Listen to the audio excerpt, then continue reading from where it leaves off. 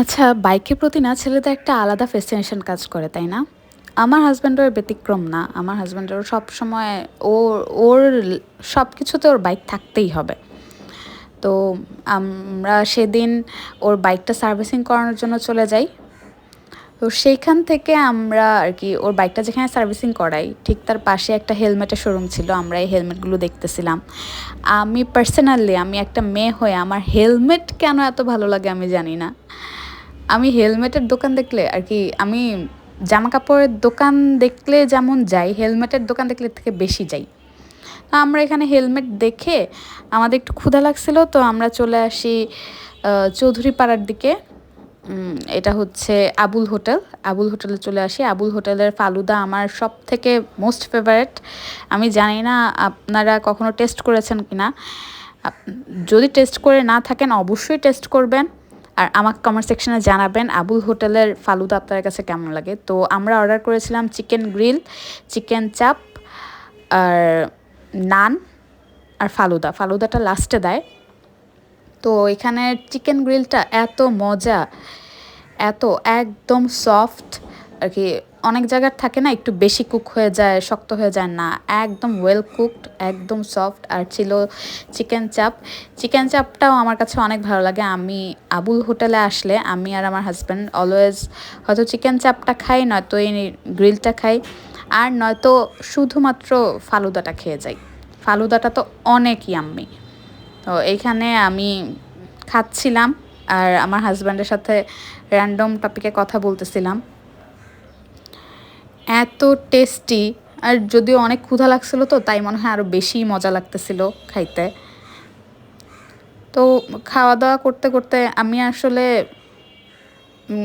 আমার হাজব্যান্ডকে বলতেছিলাম যে ওরা কিভাবে রান্না করে এটা, এটা এত মজা হয়। যদি ওদের কিচেনে যেয়ে দেখা যেত তাহলে অবশ্যই আমি যেয়ে দেখতাম যে ওদের রান্নার প্রসেসিংটা কী। এটা ছিল চিকেন।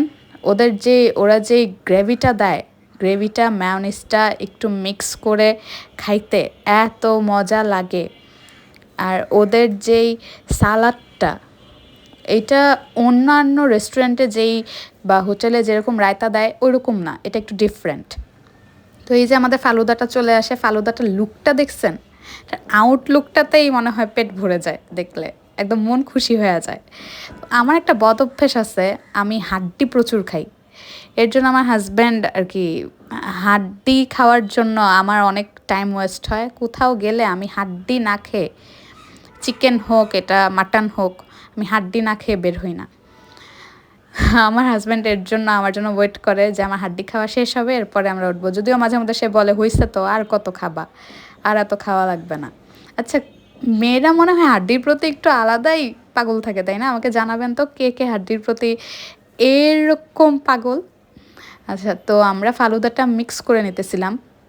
ফালুদার মধ্যে যেই জেলো টাইপ একটা দেয় না, ওইটা আমার কাছে সব থেকে বেশি ভালো লাগে। আর ওদের ফালুদাটার মধ্যে কি কি থাকে, সাবুদানা, কনডেন্স মিল্ক, আইসক্রিম, ওরা পুরা একটা আইসক্রিম দেয়। তারপর বিভিন্ন ফ্রুটস, তারপরে আরও অনেক কিছু, আপনারা খাইলেই বুঝবেন এত মজা লাগে। চেরি, খুবই ইয়ামি, খুবই টেস্টি। এই যে দেখেন এটার লুকটা কত সুন্দর। এটা যখন কিনা আমি মুখে দেই তখন মনে হয় যে আমার টেস্ট বারগুলো সবগুলো খুলে যায়। এত টেস্টি লাগে, এত ইয়ামি লাগে। আমি আর আমার ছোটো বোন খাইতেছিলাম। আমার ছোটো বোন ক্যামেরার সামনে আসতে চাইতেছিল না, কারণ ও আজকে একদম নর্মালভাবে বের হয়েছে। তো আমার হাজব্যান্ড বলতেছিল যে ও কেন ক্যামেরার সামনে আসবে না, তো আমি বলতেছিলাম আজকে মেকআপ করে নি তো তাই ক্যামেরার সামনে আসবে না। এখানে আমরা ফালুদা খাইতেছিলাম আর হাসাহাসি করতেছিলাম। আচ্ছা, আপনারা আমাকে জানাবেন তো কে কোথা থেকে দেখতেছেন আমার ভিডিও, আর কার কাছে কেমন লাগে। নেগেটিভ হোক পজিটিভ হোক সব কিছুই আমাকে কমেন্ট সেকশনে জানাবেন। আমি চেষ্টা করব আমার ভুলগুলো শুধরে নিতে, নিজেকে নতুনভাবে প্রেজেন্ট করতে, আপনাদেরকে নতুন নতুন ব্লগস দিতে, নতুন নতুন ভিডিওস দিতে।